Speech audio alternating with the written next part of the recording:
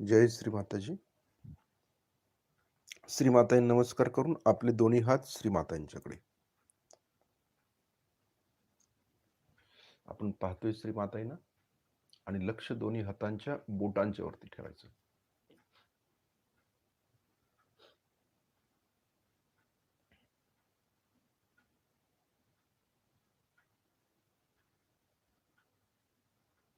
कुठलाही विचार न करता आपण श्रीमातांना पाहायचं आहे.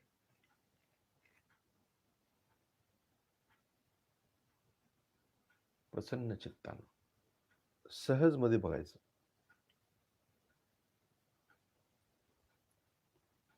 तर अटक करायचं नाही आपल्याला. सहज मध्ये म्हणजे डोळ्यांची उघडझाप करू शकतो. एकसारखं बघायचं नाही. ते बघणं पण कसं सहज असायला पाहिजे. प्रसन्न चित्तानं बसायचं.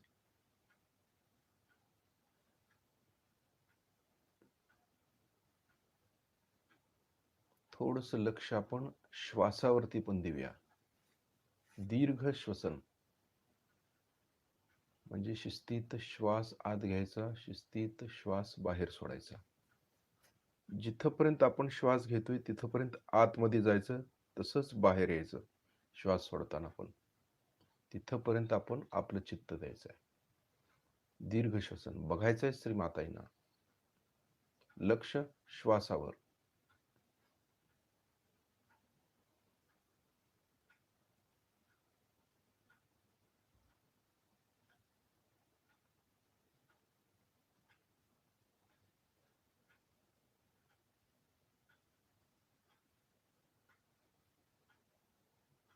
शिस्तीत करायचं, गडबड नाही करायची. ह्याला शिस्तीत श्वास आत घ्यायचा, शिस्तीत श्वास बाहेर सोडायचा.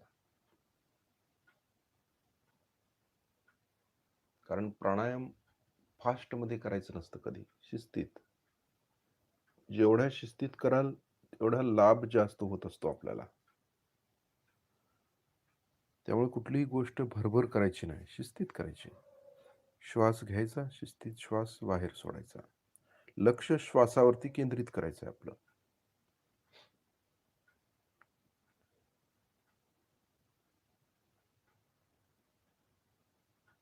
ज्याला भस्त्रिका प्राणायाम म्हणतो, परंतु ते स्लो आहे. भस्त्रिका म्हणजे फास्ट मध्ये श्वास घेतो, फास्ट मध्ये बाहेर सोडतो. तसं नाही करत आहे आपण, शिस्तीत सोडतोय. म्हणजे विचाराचा आणि प्राणांचा जवळचा संबंध असतो, म्हणून आपण प्राणायाम करतो. पंच प्राणांचं नियमन. त्यामुळे काय होतं, आपण निर्विचार होतो. यासाठी आपण हे प्राणायाम करतो.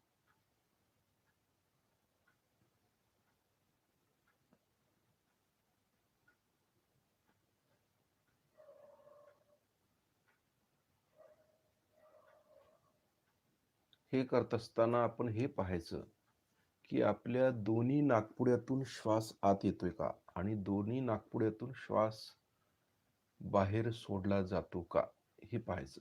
हे करत असताना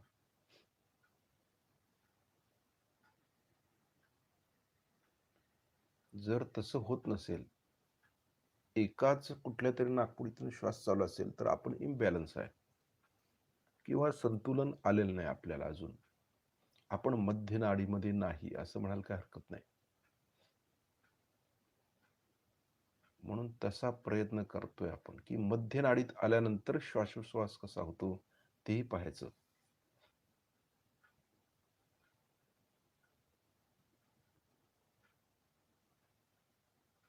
त्यामुळे शिस्तीत श्वास आत घेतोय, शिस्तीत बाहेर सोडतोय.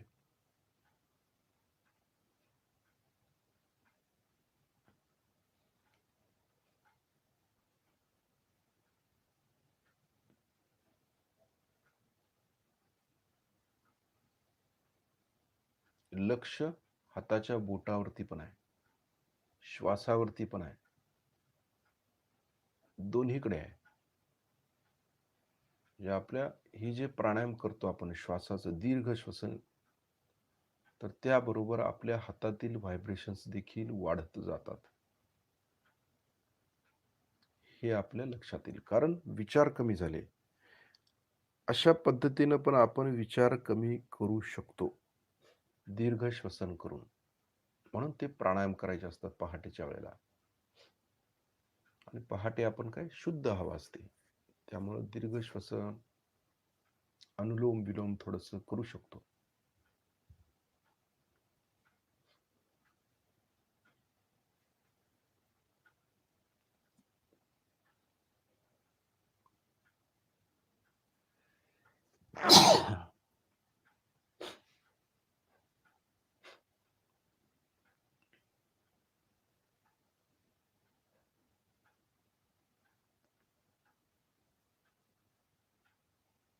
लक्ष आपलं आता दोन्ही हातांच्या बोटांच्या वरती.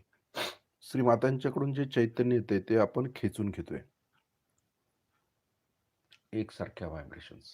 आता त्या व्हायब्रेशन्सशी आपण एकरूप व्हायचं आहे.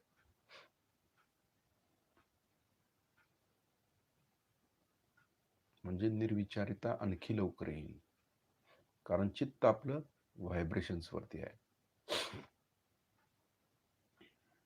श्रीमातांच्याकडून जे व्हायब्रेशन्स यायला लागलेले आहेत, आपल्याला जाणवत आहेत, ते आपल्या बोटातून आतमध्ये खेचून घ्यायचे.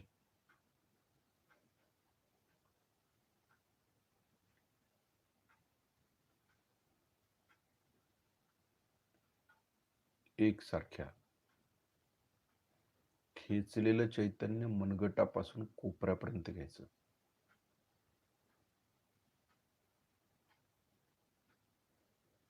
हे कंटिन्यू ठेवायचं आपण. व्हायब्रेशन्स घ्यायच्या बोटातून मनगटापासून कोपऱ्यापर्यंत, आतमधून, बाहेरून नको. नसा आतमध्ये असतात म्हणून नसांच्यातून घेतोय आपण.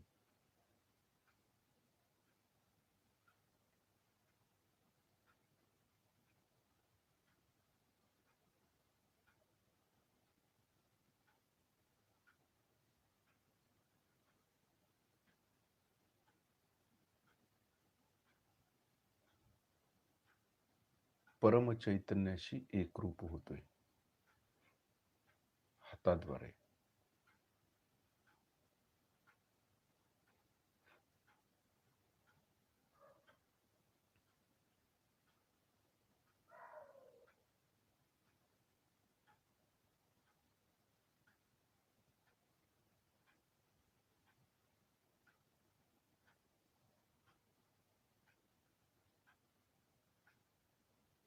आता आपला डावा हात कुंडलिनीच्या पुढे करायचा.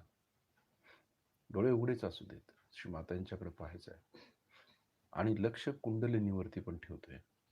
उजव्या हाताने आपण कुंडलिनी वरती चढवतोय. लक्ष श्रीमातांच्याकडे आणि कुंडलिनीवरती ठेवायचं, आपल्या आतमध्ये असलेल्या. आपल्या हाताबरोबर ती वर आली पाहिजे. एक गाठ मारतोय, हातामध्ये व्हायब्रेशन्स आहेत. परत दुसऱ्या वेळेला शिस्तीत कुंडलिनी वर चढवायची. शिस्तीत, गडबड करायची नाही, फास्ट मध्ये नको आहे, स्लो मध्ये, कारण व्हायब्रेशन्स आणि कुंडलिनी कळली पाहिजे वर आलेली. 2 गाठी मारतोय. तिसऱ्या वेळेला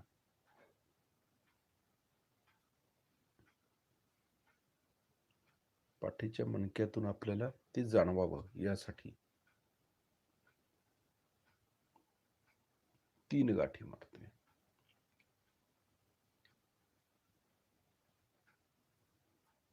परत कवच, डावीकडून डोक्यावरून उजवीकडे हात, उजवीकडून डोक्यावरून डावीकडे हात.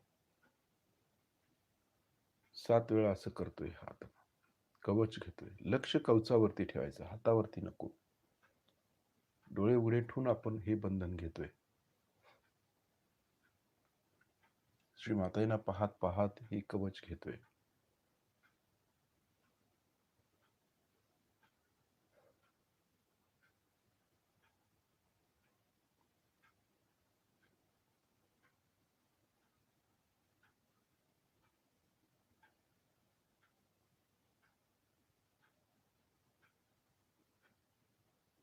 आता आपला दोन्ही हात श्री मातांच्याकडे.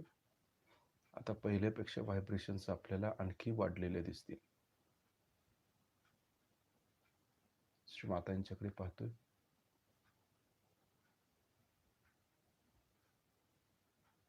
लक्ष व्हायब्रेशन्स वरती.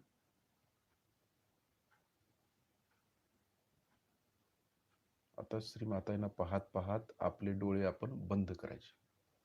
लक्ष व्हायब्रेशन्स वरती ठेवायचे. निराकार निर्गुण चैतन्याकडं.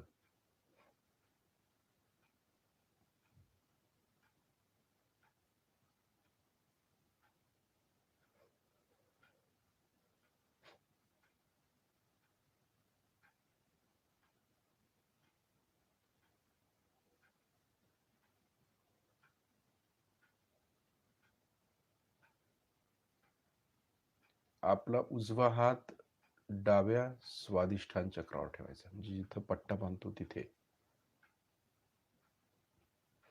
आपला उजवा हात डाव्या बाजूला स्वादिष्ठान चक्रावर.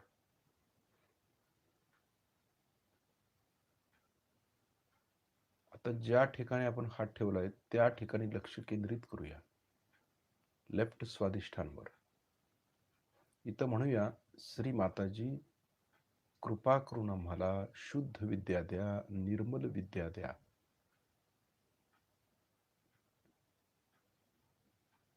जिथं आपण हात ठेवलाय त्या ठिकाणी लक्ष केंद्रित करायचं, चित्त द्यायचं त्या ठिकाणी, विचलित व्हायचं नाही, एकाग्रतेनं करायचं. श्री माताजी कृपा करून आम्हाला शुद्ध विद्या द्या, निर्मल विद्या द्या. म्हणजे थोडक्यात आम्हाला पवित्र करा, निर्मळ करा. पवित्रता म्हणजे काय? तर आपल्या आतमध्ये चैतन्य पसरलं पाहिजे. आपल्यामध्ये कुठल्याही प्रकारची विचार आपल्यामध्ये येता उपयोगाचं नाहीत. वाईट विचार नको आहेत. आपली कुठली वागणूक वाईट असू नये. आपण शुद्ध सात्विक भावनेनं बोलणं चालणं असलं पाहिजे. म्हणून म्हणते श्री माताजी कृपा करून आम्हाला शुद्ध विद्या द्या. आणि जोपर्यंत शुद्ध विद्या आपल्याला येणार नाही तोपर्यंत कुंडलिनी देखील शस्त्रावरती येत नाही. शुद्धता असणं आवश्यक आहे आपल्यामध्ये. पवित्रता ही वरवरची शुद्धता काही कामाची नाही. आतली शुद्धता, जे काय आतमध्ये आहे आपल्या, ते शुद्ध पाहिजे. शुद्ध, पवित्र, निर्मळ.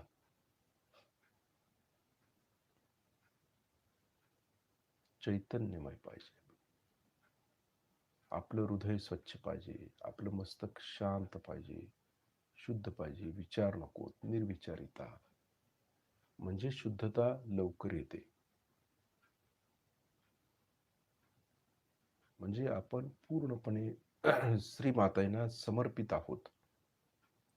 इतर कुणाला आपण समर्पण केलेलं नाही, श्री मातांना. त्यामुळे व्हायब्रेशन्स आपल्याला जास्त जाणवणार आहेत आणि जाणवतात.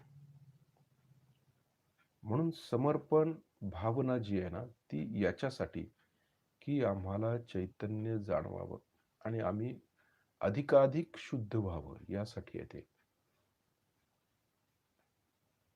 जे काय किल्मिश आपल्या चित्तामध्ये आहे ते निघून जावं.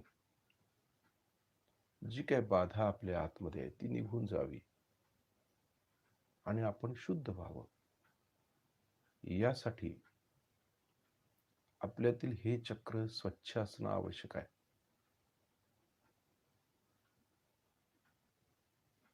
श्री माताजी कृपा करून आम्हाला शुद्धता द्या, शुद्ध करा.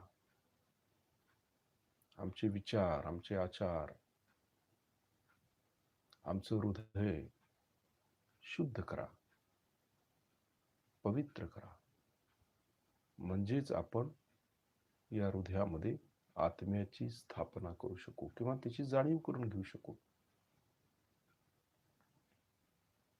मी आत्मा आहे हे समजावं, यासाठी आम्हाला शुद्धता द्या. त्या आत्म्याच्या भोवतानी जे आवरण आम्ही चढवलेलं आहे, विचारांचं, कुविचारांचं, कर्मकांडाचं, तर ते आम्हाला दूर करता यावं. आम्ही चुकीच्या दिशेने जाऊ नये. आमचं लक्ष सदैव आत्म्याकडे असावं. कारण हे स्वाधिष्ठान आहे. स्वचं अधिष्ठान, स्वाधिष्ठान. मग स्वतःचं अधिष्ठान म्हणजे काय? मी आत्मा आहे हे समजावं, यासाठी हे चक्र स्वच्छ असणं आवश्यक आहे. स्वतःचं अधिष्ठान कळायला पाहिजे, मी कोण आहे. आणि हे समजण्यासाठी आपल्याला शुद्ध विद्या पाहिजे, निर्मल विद्या म्हणजे चैतन्य पाहिजे. ती श्रीमातांच्याकडून आपण घेतोय. श्री माताजी, कृपा करून आम्हाला शुद्ध विद्या द्या, निर्मल विद्या द्या. म्हणजे नुसतं हात ठेवून म्हणायचं नाही, तर त्याप्रमाणे आपण ही धारणा करतोय. ही धारणा झाली पाहिजे. त्यानंतर आपल्या उजवा हात हृदयावरती ठेवूया. लक्ष आत्म्याकडे. स्वतः आपण आत्मा बनतोय. म्हणूया, श्री माताजी, आपल्या परमकृपेत मी शुद्ध आत्मा आहे. निर्मल विद्या, शुद्ध विद्या मिळाल्यावर आपण शुद्ध आत्मा होतो, पवित्र आत्मा. श्री माताजी, आपल्या परमकृपेत मी शुद्ध आत्मा आहे, पवित्र आत्मा. मी हे मन, बुद्धी, शरीर, अहंकार काही नाहीये, फक्त आत्मा आहे. लगेच काय करायचं? आपल्या संपूर्ण हातापायातली शक्ती, ताकद, एनर्जी, चैतन्य एकत्र हृदयामध्ये आणायचं आणि त्याची छोटीशी प्रतिकृती म्हणजे आपण आत्मा आहोत. होतच ते आपोआप, ही धारणा.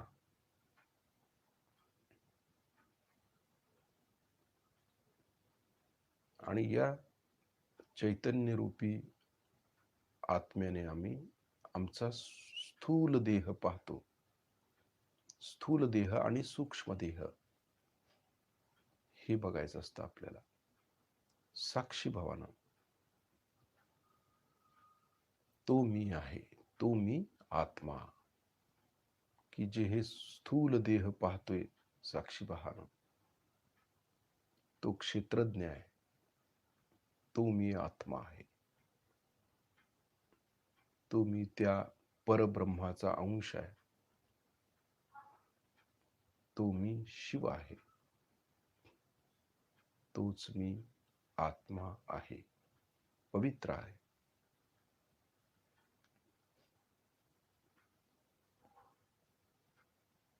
त्यानंतर आपल्या उजव्या हाताचा तळवा आपल्या डोक्याच्या टाळूवर दाबून धरायचं. मान थोडी खाली झुकवूया.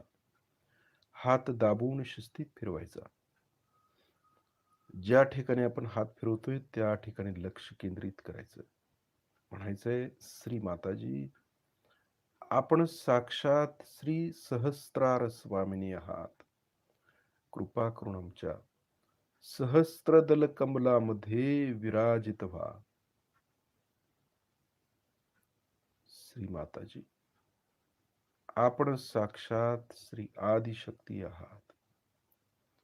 कृपा करून आमच्या सहस्त्रार चक्रामध्ये विराजमान व्हा.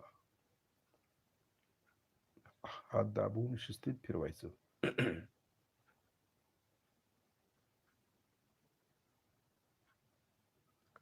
सहस्त्रार आपलं पूर्ण क्षमतेनं उघडावं, यासाठी आपण हा हात फिरवतोय. तिथं जाणवलंच पाहिजे आपल्याला. त्यानंतर तो हात किंचित वरती उचलायचा आहे, 7-8 इंच वर. थोडासा वर खाली करून बघायचं, व्हायब्रेशन्स येत आहेत का टाळूतून. थोडासा मागे पुढे गोल फिरवून बघायचं.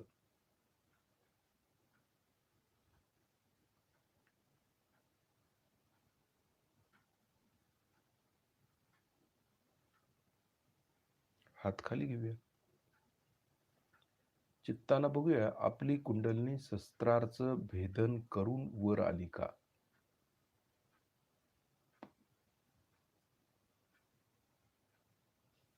सहज मध्ये बघायचे लक्ष सहस्त्रारच्या वर आहे का.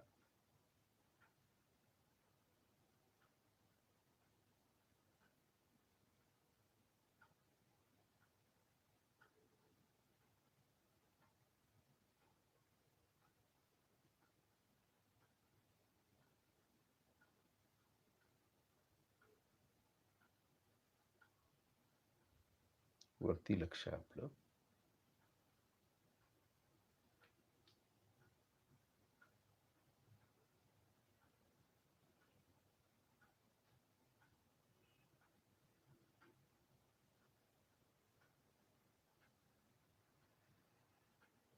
वरून थोडस खाली येऊया. आपली चक्रांची स्वच्छता होणं अत्यंत आवश्यक असतं पहाटेच्या वेळेला. पहाटे बसणारे भरपूर आहेत, परंतु असं नुसता बसून उपयोग नाही. स्वच्छता पाहिजे, आपल्याला व्हायब्रेशन्स आल्या पाहिजेत. लेफ्ट साईडला आपण जायचं नाही, भूतकाळामध्ये जायचं नाही. शक्यतो आपण भूतकाळामध्ये जास्त जातो ध्यानाच्या वेळेला पहाटेच्या, आणि त्यामुळे डाव्या बाजूला आपल्या पकडी जास्त येतात, येऊ नयेत. म्हणून स्वच्छ होऊन बसायचं, मध्यातच आलं पाहिजे, तरच आपण जास्तीत जास्त वरती राहू शकतो. शस्त्रारमध्ये येऊया, वरून खाली शस्त्रारमध्ये. लक्ष पूर्णपणे ब्रह्मरंध्रात द्यायचं.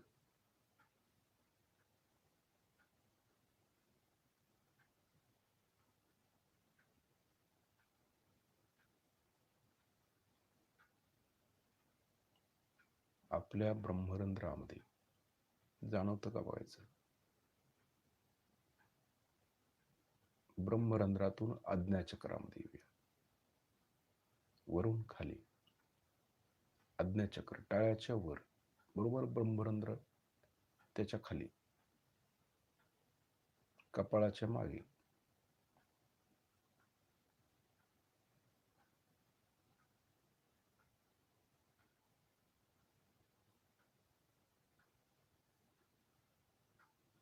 आज्ञेतून विशुद्धी, वरून खाली लक्ष विशुद्धीमध्ये.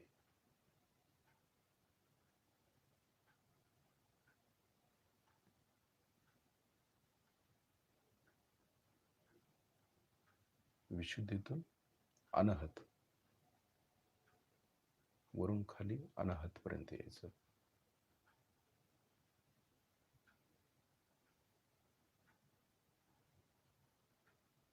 अनाहत मधून नाभी. एकसारखं अटेन्शन पाहिजे आपलं.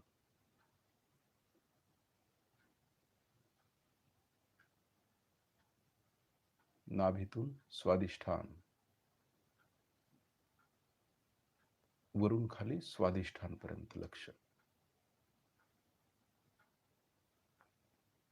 स्वादिष्ठान मधून मूलाधार, वरून खाली मूलाधार, पाठीचा शेवटचा मणका किंवा शिवण आपली जिथं बसतोय तिथे, हे वरून खाली तिथपर्यंत लक्ष द्यायचं आहे आपल्याला.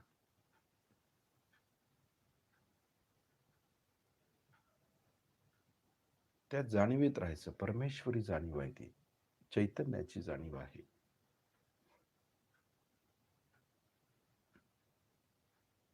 आता आपलं पूर्ण लक्ष मूलाधार शक्ती केंद्रावरती देऊया.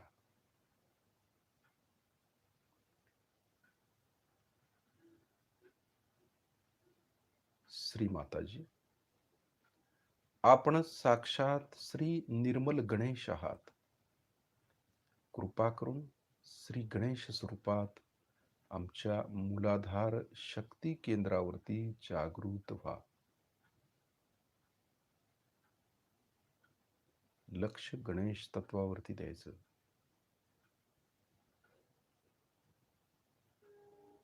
आपल्या चित्ताची एकाग्रता गणेश तत्वावरती, मूलाधार शक्ती केंद्र.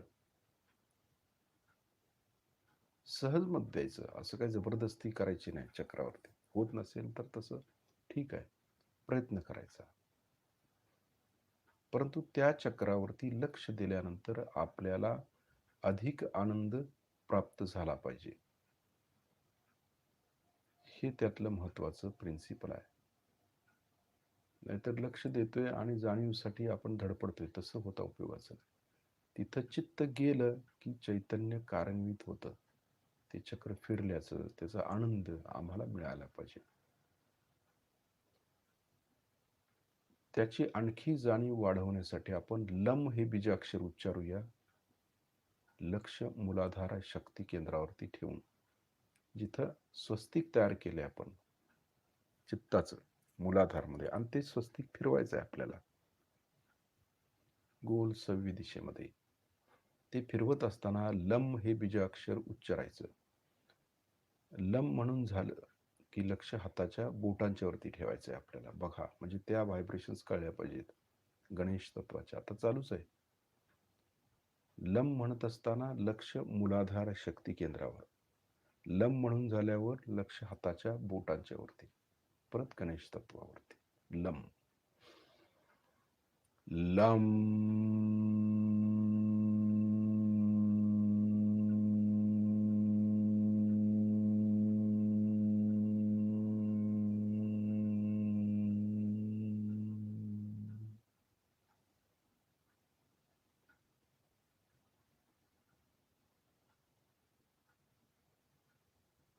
व्हायब्रेशन्स वरती लक्ष केलं,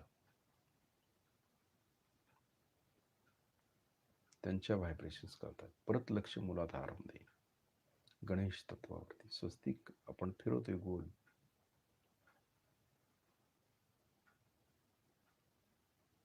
त्या चक्राची देवता श्री गणेशजी आमच्यावरती प्रसन्न व्हावेत म्हणून आपण तिकडे लक्ष देतोय.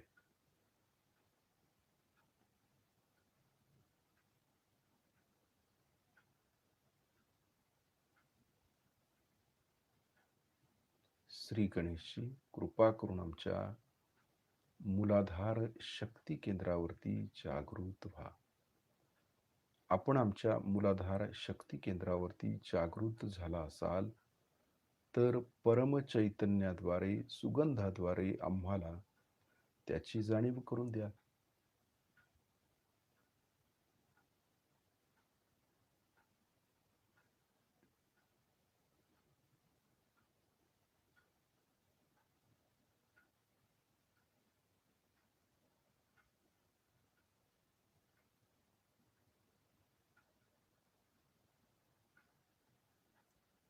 आणखी एकदा बीजाक्षर उच्चारूया. लम म्हणत असताना मूलाधार शक्ती केंद्र, आणि म्हणून झाल्यावर हाताच्या बोटांच्या वरती लक्ष ठेवायचं. Lump lump.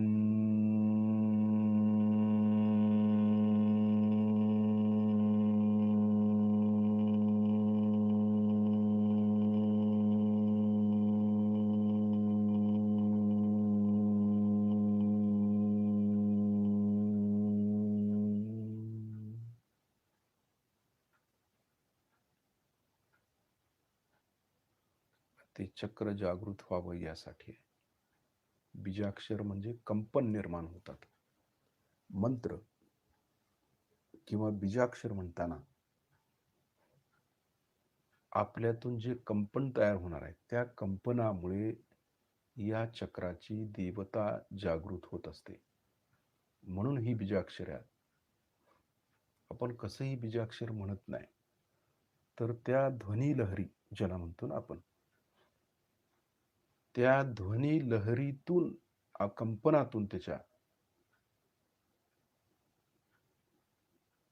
ती देवता जागृत होत असते.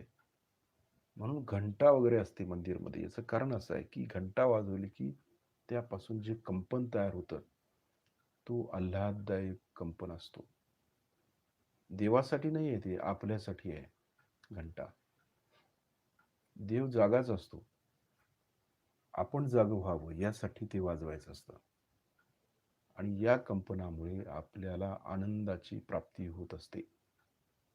म्हणून कुठलंही वाद्य वाजवत असताना त्यापासून ज्या ध्वनी लहरी तयार होतात त्या ध्वनी लहरीच्या कंपनाने आपल्यातील देवता सुखावतात, आनंदित होतात. नाहीतर त्यांना कसं जाग करणार आपण? लक्ष देऊन काही वेळेला होत नाही. कंपन म्हणजे गणेश.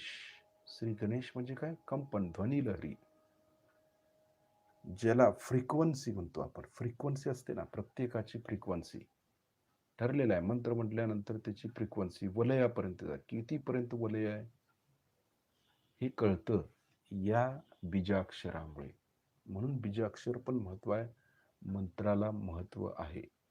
कारण नुसता म्हणून चालत नाही, तर म्हणून झाल्यावर जे कंपन तयार होतात त्या कंपनाकडे लक्ष असणं आवश्यक आहे.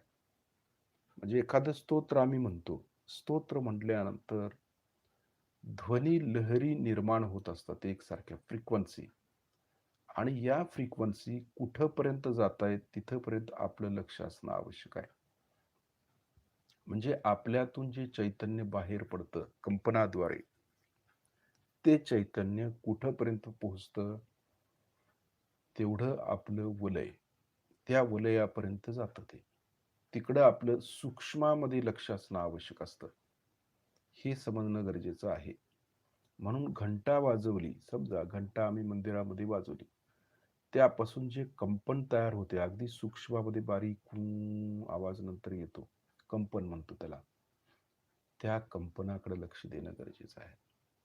घंटा वाजवली ठीक आहे, मोठ्यांदा आवाज झाला, परंतु त्या आवाजातून जे कंपन तयार होतं आणि ते पसरतं वातावरणामध्ये, त्या वातावरणामध्ये एक विलक्षण शांतता निर्माण होत असते. ती पकडता आली पाहिजे आपल्याला. घंटा महत्वाची नाही आहे, पण घंटेपासून जे तयार होते कंपन, ते कंपन आम्हाला पकडता आलं पाहिजे.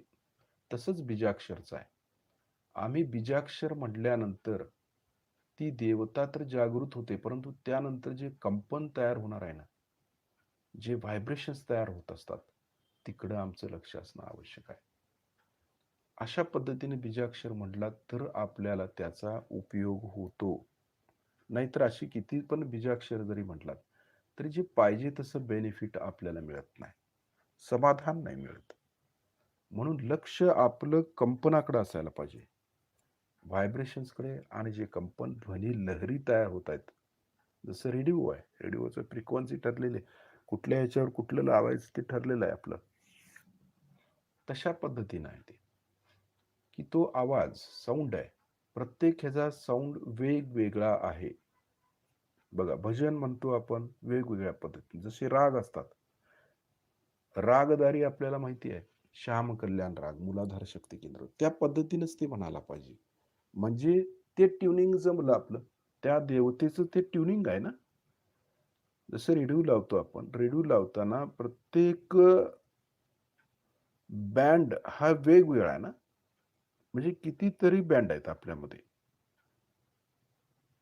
तशा प्रकारे आहे ते ट्युनिंग आपल्याला जमलं की ते मग देवता आपल्या जागृत होत असते. फरक आपल्या लक्षात येतो का पाहायचं.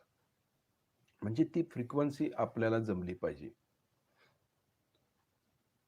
ती फ्रिक्वन्सी कळली आपल्याला, ते व्हायब्रेशन समजले की ते ट्युनिंग जमलं आमचं, ते गाणं चालू झालं.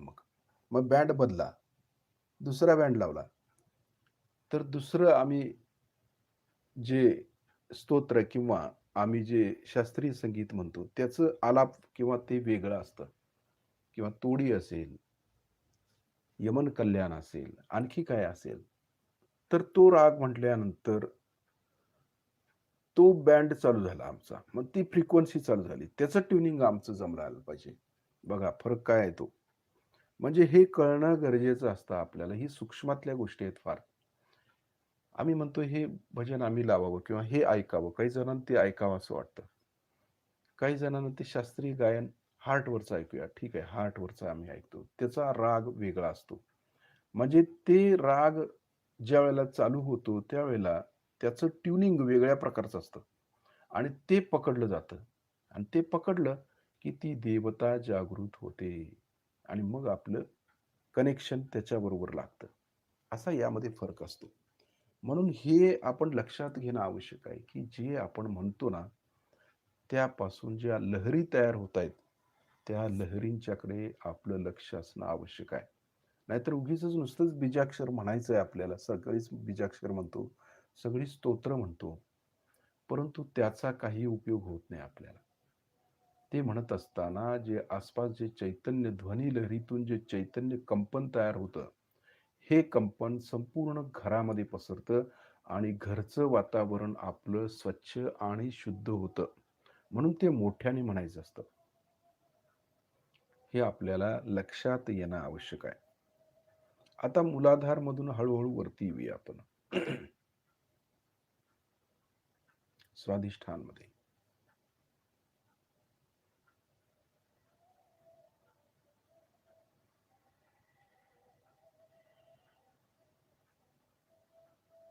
स्वाधिष्ठान पासून नाभीपर्यंत यायचं हळूहळू. लक्ष नाभीवरती. आता खालून वर येतोय आपण. नाभी. नाभीतून अनाहत.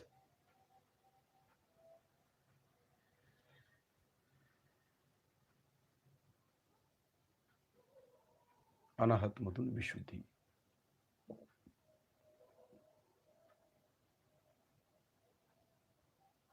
विशुद्धीतून आज्ञा.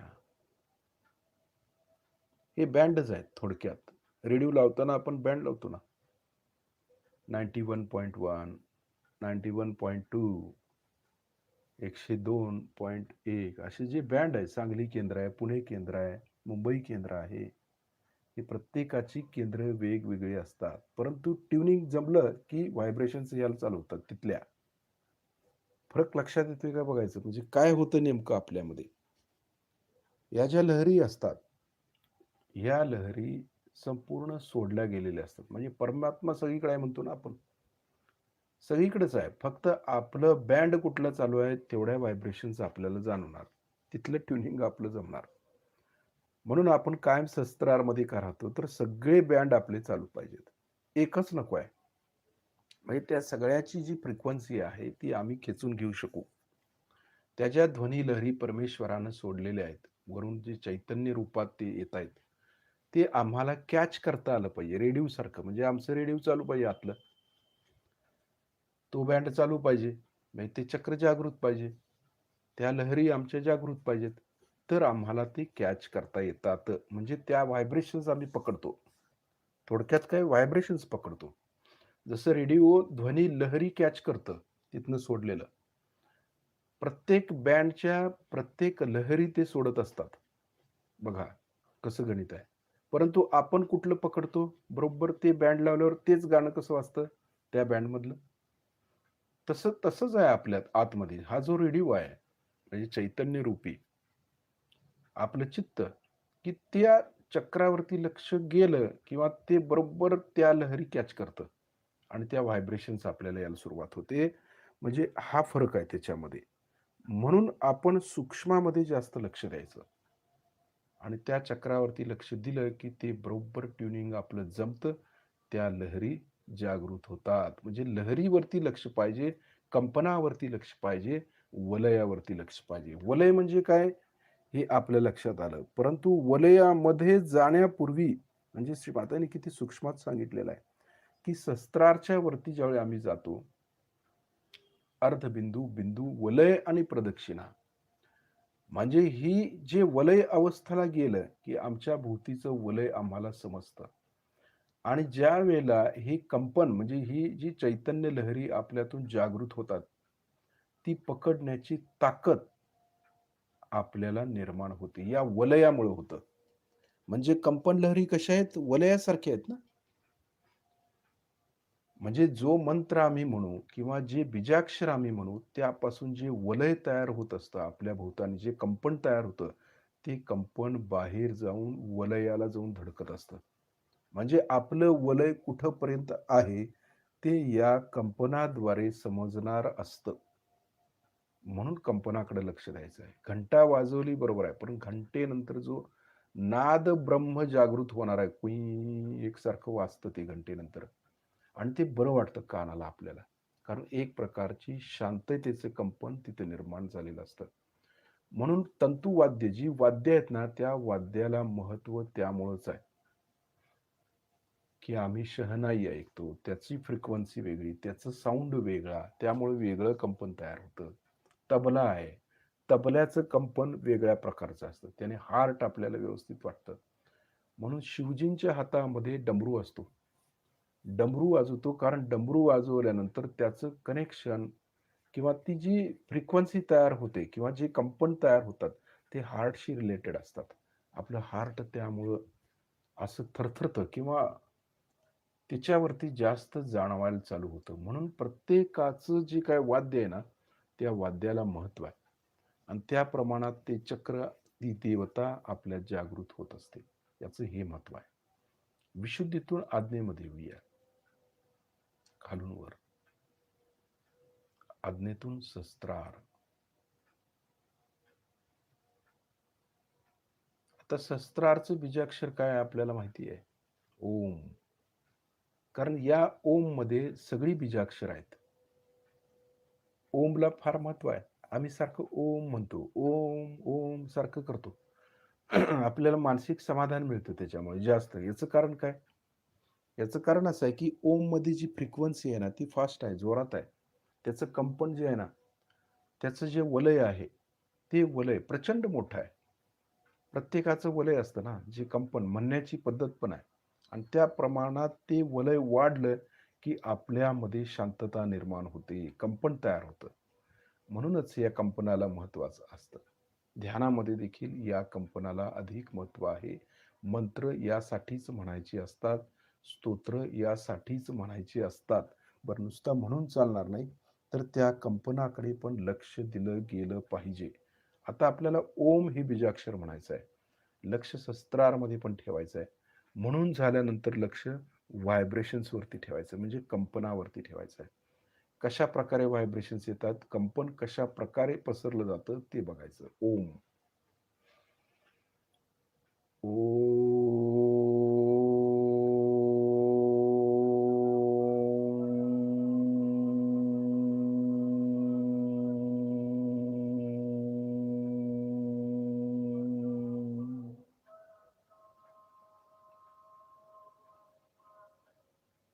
लक्ष कंपन लहरीवर, ध्वनी लहरीवर, म्हणजे व्हायब्रेशन्सवर ठेवायचं, म्हणजे कळतं खरोखर व्हायब्रेशन कशा प्रकारे येत आहेत. मगाशी लम म्हटल्यानंतरच्या व्हायब्रेशन्स आणि ओम म्हटल्यानंतरच्या व्हायब्रेशन्स यामध्ये फरक आहे. म्हणजे त्याची फ्रिक्वेन्सी कुठेपर्यंत जाते ती पकडली जाते ना आपल्याकडे. म्हणजे प्रत्येक देवी देवता या चैतन्याच्या स्वरूपात आहेत आणि हे जे चैतन्य आहे त्याच्याशी आम्ही रिलेटेड आहोत. आमच्यातला रेडिओ चालू आहे आतला, आणि ज्या चक्रावरती आम्ही लक्ष देऊ त्या ध्वनी लहरी आमच्यामध्ये उत्पन्न होत असतात आणि आपल्यामध्ये वलय तयार करत असतात भूतानी. हे आपल्या लक्षात आलं पाहिजे. म्हणून मंत्र म्हटताना लक्ष वलयाकडं आणि ध्वनी लहरीकडे पाहिजे, कंपन लहरीकडे पाहिजे, तर कळतं ते काय सूक्ष्मातला विषय. आणखी एकदा म्हणूया आपण. ओम म्हणत असताना लक्ष सहस्त्रारमध्ये ठेवायचं आहे आणि म्हणून झाल्यानंतर व्हायब्रेशन्स वरती फरक लक्षात येतोय का पाहायचा. ओम. ओ.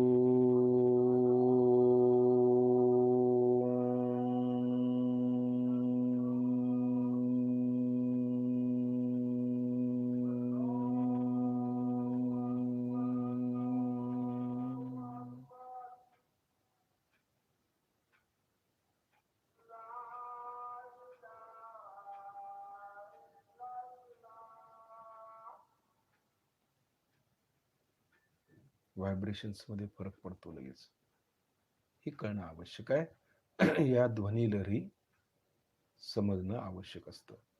आता शस्त्रारच्या थोडस वर जाऊया आपण. आकाश तत्वाच्या दिशेने जाऊया. बघा आता आणखी फरक पडतो.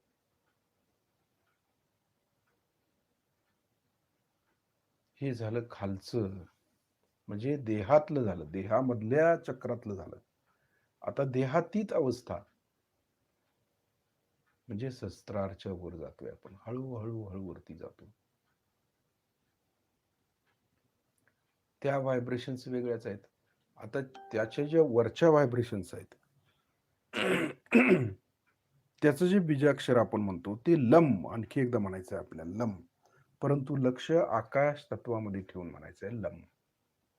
म्हणून झाल्यावर लक्ष व्हायब्रेशन्स वरती ठेवायचं, म्हणजे फरक लक्षात येतोय का बघायचं आपल्या. Lump lump.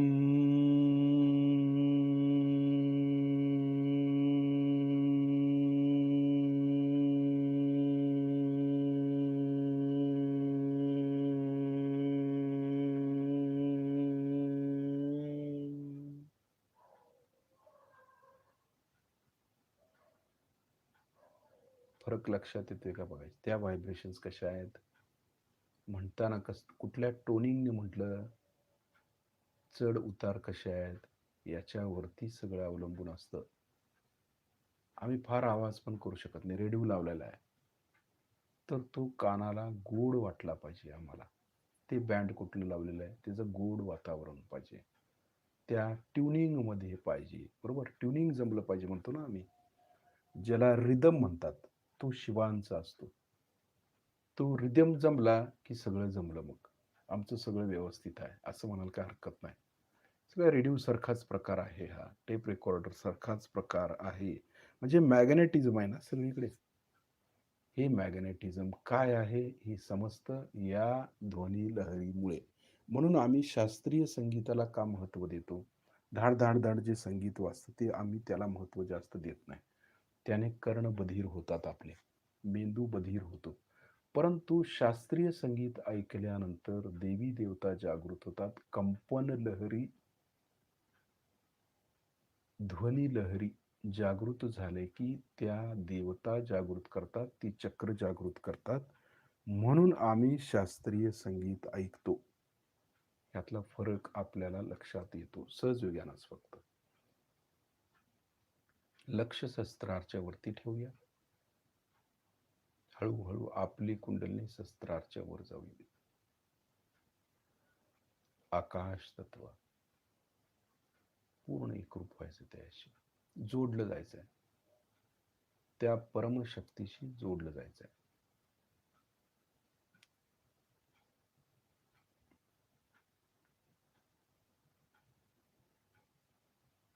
आकाशाच्याही पलीकडे आपण जायचा प्रयत्न करतोय.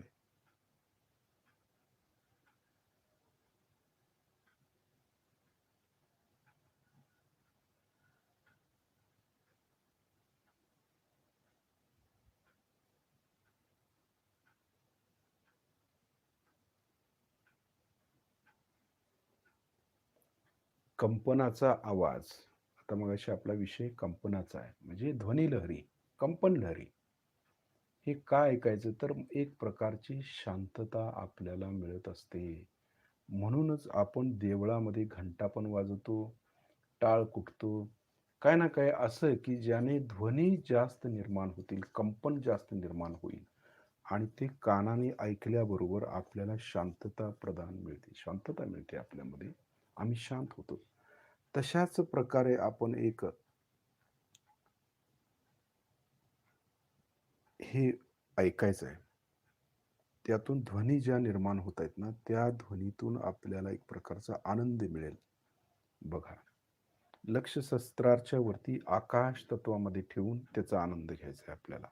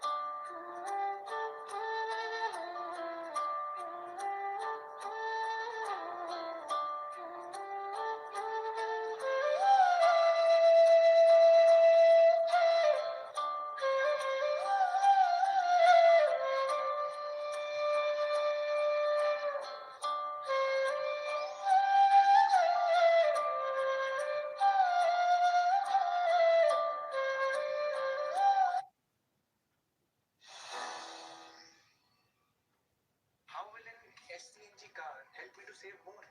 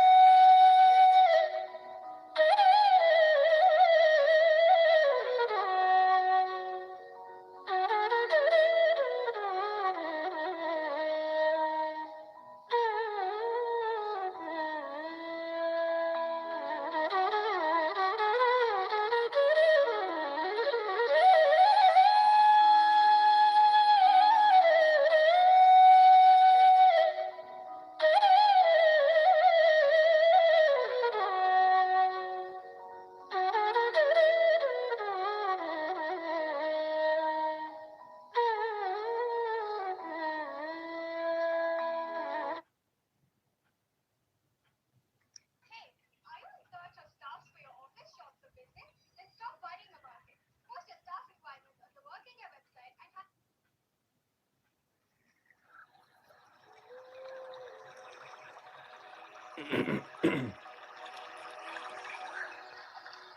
फरक आपण लक्षात घ्यायचा काय सांगितलं.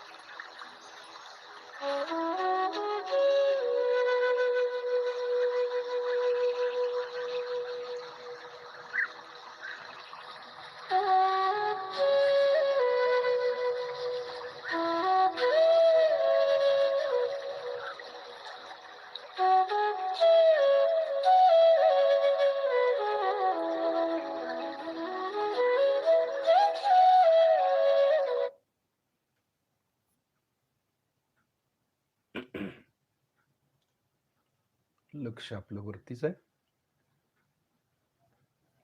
म्हणजे हा फरक आपल्या लक्षात आला पाहिजे. कंपन लहरी म्हणजे काय?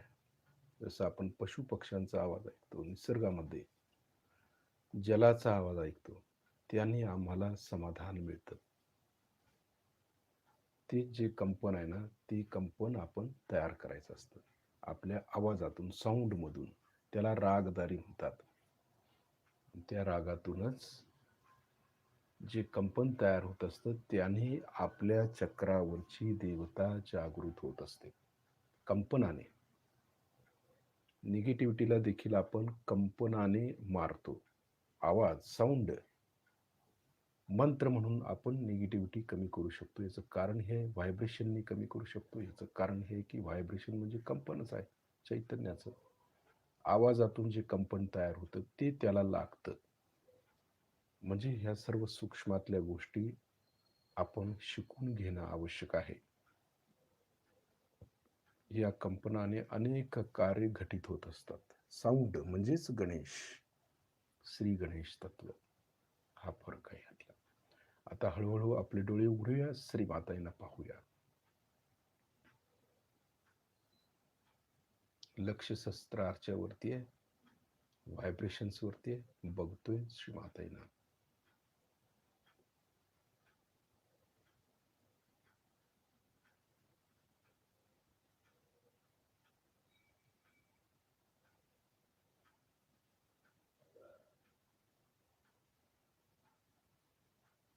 श्री माताईंना आपण नमस्कार करूया, त्यांचे आभार मानूया. श्री माताजी, आपल्या चरणाशी कोटी कोटी प्रणाम, कोटी कोटी प्रणाम. तर शिस्तीत पुन्हा एकदा आपण बंधन घेऊया. डावा हात कुंडलनी पुढे, उजव्या हाताने आपण कुंडलनी वरती चढवतोय. शिस्तीत लक्ष कुंडलिनी वरती आहे. एक गाठ मारतोय. दुसऱ्या वेळेला शिस्तीत वर जातोय. लक्ष कुंडलिनीवरती 2 गाठी मारतोय. तिसऱ्या वेळेला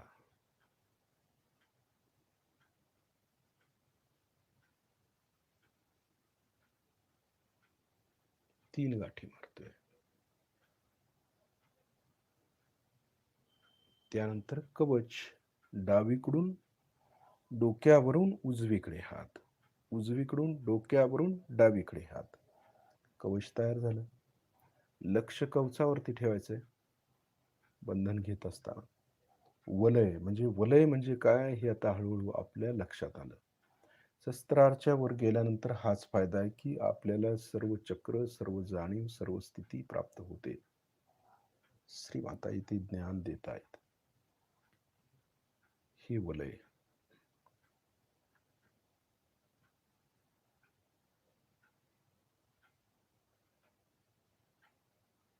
हे वलय भेदून कुठलीही निगेटिव्हिटी आत येता उपयोगाची नाही. इकडे म्हणून लक्ष केंद्रित करायचं सूक्ष्मामध्ये. हे सगळ्यात महत्वाचं आहे.